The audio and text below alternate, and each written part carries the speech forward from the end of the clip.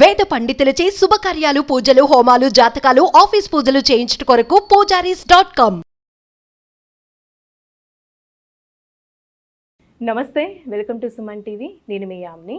మనకి సెప్టెంబర్ 1 నుంచి 15 వరకు అసలు 12 రాశుల వారికి ఏ విధంగా ఉంటుంది, ఎలాంటి పరిహారాలు చేసుకోవాలి, ఈ విషయాలు మనకి తెలియచేయడానికి ప్రస్తుతం మనతో ఉన్నారు ప్రముఖ జ్యోతిష పండితులు బ్రహ్మశ్రీ నందిబట్ల శ్రీహరి శర్మ గారు ఉన్నారు.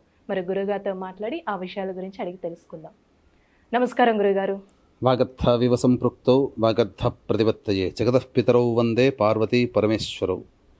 సదాశివసమారంభాం శంకరాచార్య మధ్యమాం అస్మదాచార్య పర్యంతం వందే గురు పరంపరాం. ఆదిత్యాయ చ సోమాయ మంగళాయ బుధాయ చ గురుశుక్ర శనిభ్యశ్చ రాహవే కేతవే నమః. శృంగేరి జగద్గురు పీఠాధిపతులకి, కంచి పీఠాధిపతులకి నమస్కారములు తెలియజేసుకుంటూ కార్యక్రమాన్ని ప్రారంభిద్దాం. గురుగారు, ఇప్పుడు సెప్టెంబర్ 1 నుంచి 15 వరకు అండి మీనరాశి వారికి ఏ విధంగా ఉంటుంది? సెప్టెంబర్ 1వ తారీఖు నుంచి 15వ తారీఖు వరకు మీనరాశి వారికి ఏ విధంగా ఉండబోతుందో తెలుసుకునే ముందు గ్రహ సంచారం తెలుసుకుందాం. రాశిలోని రాహువు, 12వ ఇంట శని వక్రీకరించి ఉండడం, సప్తమందు కేతువు శుక్రుడు, అలాగే షష్టమందు రవి బుధుడు, తృతీయమందు గురువు సంచారం, చతుర్థమందు కుజుని యొక్క సంచార ప్రభావం. వెరసి ఈ యొక్క మీనరాశి వారికి ప్రధానంగా గ్రహ సంచారం అనుకూలంగా ఉంది, దైవబలం కూడా చక్కగానే ఉంది. కాకపోతే వాహన ప్రమాదంలో చోటు చేసుకునే అవకాశం ఉంది కాబట్టి వాహనాన్ని నడిపేటప్పుడు జాగ్రత్తలు పాటించండి. అలాగే అగ్రిమెంట్స్ చేసుకునేటప్పుడు 1-4 సార్లు మీ యొక్క గృహ సంబంధంగా కావచ్చు, ధనపరంగా కావచ్చు, అగ్రిమెంట్ విషయంలో జాగ్రత్తలు పాటించండి. మిమ్మల్ని ఏమార్చే అవకాశాలు ఎక్కువగా ఉన్నాయి, అనగా మీరు మోసపోయే అవకాశాలు ఎక్కువగా ఉన్నాయని చెప్పవచ్చు. ఇక అన్నిటికంటే ప్రధానంగా నిరుద్యోగస్తులకి చక్కటి అవకాశము, ఉద్యోగం లభించి తీరుతుంది. ప్రభుత్వ రంగంలో ఉన్నటువంటి వారికి కోరుకున్న చోటికి బదిలీలు అవ్వడం కానీ, లేదా కోరుకున్న స్థానానికి వెళ్ళడం కానీ జరుగుతుంది. అన్ని రకాల అధికారుల యొక్క సహాయ సహకారాలు మెరుగవుతాయని చెప్పవచ్చు. ఆత్మవిశ్వాసంతో ముందడుగు వేస్తే అన్నింటా శుభ ఫలితాలు పొందుతారు. ముఖ్యంగా వివాహం కానిటువంటి వాళ్ళకి వివాహము, సంబంధాలు నిశ్చయం అయ్యే అవకాశాలు ఈ యొక్క 1వ తారీఖు నుంచి 15వ తారీఖు మధ్య గోచరం అవుతుందని చెప్పవచ్చు. అయితే ఈ యొక్క ఏలిన నాశని ప్రభావం మీనరాశి వారికి అధికంగా ఉండడం, ఈ కారణం చేత అనుకున్నటువంటి పనులు కొన్ని కార్యరూపం దాలుస్తాయి అని అనుకుంటాము, కానీ మధ్యలోనే ఆగిపోవడము, అలాగే ఏవి కూడా ముందుకు సాగకపోవడం జరుగుతుంది. తద్వారా కొంత నిరాశ గురయ్యేటువంటి అవకాశం ఉంటుంది. రియల్ ఎస్టేట్ రంగంలో ఉన్నటువంటి వారు ఆచితూచి స్పందించాల్సినటువంటి పరిస్థితి, గడ్డు కాలం అనే చెప్పవచ్చు. ఎఫ్ఎంసీజీ రంగంలో ఉన్నటువంటి వారికి మంచి సహాయ సహకారాలు అందుబాటులో ఉంటాయి. అలాగే విద్యాలయాలు, జ్యువెలరీ రంగంలో ఉన్నటువంటి వారికి మంచి వ్యాపార అభివృద్ధి కలుగుతుంది. ఇక ముఖ్యంగా ఈ రాశిలో జన్మించినటువంటి స్త్రీలకి కొంత ఇబ్బందికర పరిస్థితులు ఎదురవుతాయి.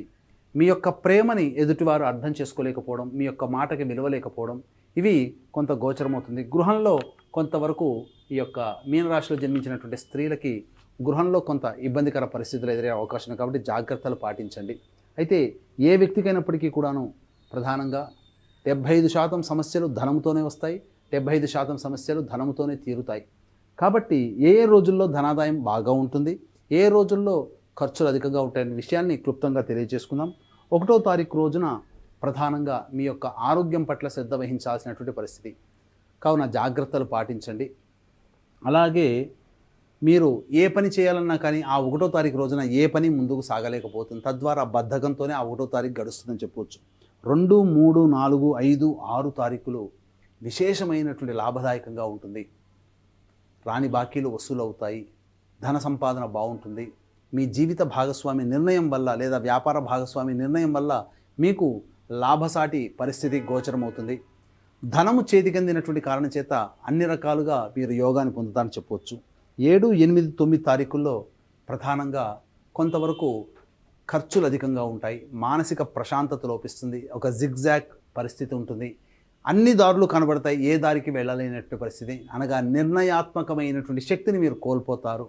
తద్వారా సమయానికి చక్కటి నిర్ణయాన్ని తీసుకోలేకపోతారు. కాబట్టి పెద్దల యొక్క సహాయ సహకారాలతో ముందడుగు వేసినట్లయితే చాలా మటుకు సమస్యలను అధిగమించవచ్చని చెప్పవచ్చు. ఇక 10, 11 తారీఖులో కనుక గమనించుకున్నట్లయితే సంతానముతో విభేదాలు, సంతానం మూలకంగా ఖర్చులు, సంతానంతో సమస్యలు అనేటువంటి గోచరం అవుతున్నాయి. కాబట్టి జాగ్రత్తలు పాటించండి.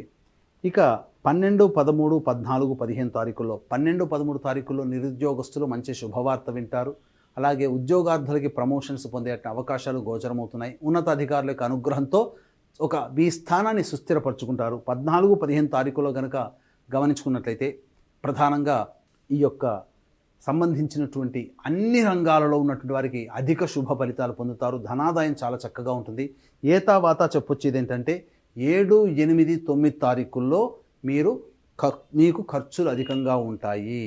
కాబట్టి ఆ రోజుల్లో మీరు పెట్టుకున్నటువంటి ప్లానింగ్ చేసుకున్న ఖర్చుల్ని తగ్గించుకోవడమో వాయిదా వేసుకోవడమో చేసుకుంటే చాలా మంచిది. ఎందుకంటే ఆకస్మిక ఖర్చులు 7, 8 తారీఖుల్లో ఉంది. మీరు పెట్టుకున్న ఖర్చులు ఆకస్మిక ఖర్చులు తోడై ఇబ్బడి ముబ్బడిగా మీకు ఉక్కిరి బిక్కిరి చేస్తాయి. కాబట్టి జాగ్రత్తలు పాటించమని చెప్పడం.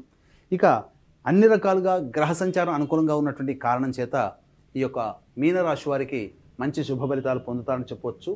ఇక ఏలిన నాడిని ప్రభావము, కుజ ప్రభావం అనుకూలంగా లేని కారణం వల్ల సమస్యలు ఎదుర్కోవడం, దైవానుగ్రహంతో వాటిని అధిగమించడం అనేటువంటిది జరుగుతుంది. కాబట్టి ఏ వ్యక్తికైనప్పటికీ కూడాను దైవానుగ్రహం సంపూర్ణంగా ఉండాలి. కాబట్టి దీన్ని అందరికీ అందించాలనేటువంటి సదుద్దేశము. పైగా మీనరాశి వారికి ఏలినాడ్సిని ప్రభావం కాబట్టి వృషభ, మిథున, కర్కాటక, సింహతుల, వృశ్చిక, మకర, కుంభ, మీన రాశుల్లో జన్మించినటువంటి వారికి శనిదోష పరిహారార్థమై శనీశ్వర హోమము, అఘోర పాశుపత మంత్ర హోమంతో పాటు ఇప్పుడు సమస్యలు ఎదుర్కొంటున్నాము అనంటే గత జన్మ కర్మదోష ప్రభావాలు కావున గత జన్మ కర్మదోష నివారణ హోమాలు ఆగస్టు 31వ తారీఖు రోజున శని త్రయోదశి పుష్యమి నక్షత్రం కలిసిన విశేష పుణ్యతిథి సందర్భంగా కేవలం పర్ హెడ్ 1500 రూపాయలకి చేయించడం జరుగుతుంది. అలాగే సోమవారము ప్లస్ అమావాస్య కలిసి సోమవతి అమావాస్య రోజున అమ్మవారి యొక్క అనుగ్రహం సంపూర్ణంగా ఉంటుంది. కాబట్టి జటిలమైన సమస్యలకి మీ యొక్క కోరిన కోరికలు నెరవేర్చడం కోసం వారాహి, ప్రత్యంగిర, బగళాముఖి, రాజశ్యామల హోమాలు కేవలం పర్ హెడ్ 1500 రూపాయలకి చేయించడం జరుగుతుంది. అలాగే విద్య, వివాహ, ఉద్యోగ, దాంపత్య, అనారోగ్య సమస్యల నివారణకి 18 రకాల హోమాది కార్యక్రమాలు చేయించడం జరుగుతుంది. అవకాశం ఉన్నవాళ్ళు కార్యక్రమ తదనంతరం కాంటాక్ట్ చేసి పూర్తి వివరాలు తెలుసుకోవచ్చు. అలాగే పితృపక్షాలలో పితృదోష నివారణ కార్యక్రమాలు సెప్టెంబర్ 25, 30 తారీఖుల్లో జరిపించడం జరుగుతుంది. పితృదోషము వేరు, పిండ ప్రదానం వేరు. పితృదోషం అనగా తండ్రి వైపు 7 తరాలు, తల్లి వైపు 4 తరాల్లో ఏవైనా దుర్మరణాలంటే road accident, fire accident, suicide attempt, నదిలో బావిలో పడి చనిపోవడం, ఇంట్లోంచి వెళ్ళిపోవడం, లివర్ ఫెయిలే, కిడ్నీ ఫెయిలే, క్యాన్సర్తో చనిపోవడం, 60 ఏళ్ల లోపల ఏ విధంగా చనిపోయినా, అలాగే పిండ ప్రదానాలు చేయలేకపోయినా ఇవన్నీ పితృశాపాలు అని అంటారు. ఇట్టి పితృదోష నివారణకి సెప్టెంబర్ 25, 30 తారీఖుల్లో పితృదోష నివారణ కార్యక్రమాలు నిజాయితీగా సశాస్త్రీయంగా జరిపించడం జరుగుతుంది. రాలేని వాళ్ళ కోసం బ్రాహ్మణుని కర్తగా పెట్టి చేయించడం జరుగుతుంది. అవకాశం ఉన్న వాళ్ళు కార్యక్రమ తదనంతరం కాంటాక్ట్ చేసి పూర్తి వివరాలు తెలుసుకోవచ్చు. గురుగారు, ఇప్పుడు మీనరాశి వారికంటే ఇంకా మెరుగైన ఫలితం రావాలంటే అసలు ఎలాంటి పరిహారం చేస్తే మంచిదంటారు? మీనరాశి వారు ప్రతిరోజు సుబ్రహ్మణ్య భుజంగ స్తోత్ర పారాయణము, కాలభైరవాష్టక పారాయణం రోజుకి 3 సార్లు చదువుకోండి చాలు. మీకు చాలా మటుకు సమస్యలు తగ్గుముఖం పడతాయి. ఇక సమస్యలు అధికంగా ఉన్నాయంటే ఇప్పటివరకు మనం చెప్పుకున్నవి మీ యొక్క రాశిని అనుసరించే ఫలితాలు. జన్మకుండలిని మీకు దగ్గరలోని మంచి ఉపాసనాపరులైనటువంటి జ్యోతిష్యుని సంప్రదించినట్లయితే, వారిచ్చే సూచనలు సలహాలు పాటించినట్లయితే తప్పకుండా భవిష్యత్తులో వచ్చేటువంటి సమస్యలు కూడా పరిష్కరింపబడతాయని చెప్పవచ్చు. గురుగారు, ఇప్పుడు సెప్టెంబర్ 1 నుంచి 15 వరకు అసలు మీనరాశి వారికి ఏ విధంగా ఉంటుంది, ఎలాంటి పరిహారం చేసుకోవాలి, ఈ విషయాలు మాకు తెలియజేసినందుకు ధన్యవాదాలండి. సర్వం శ్రీ ఉమామహేశ్వర పరబ్రహ్మార్పణమస్తు.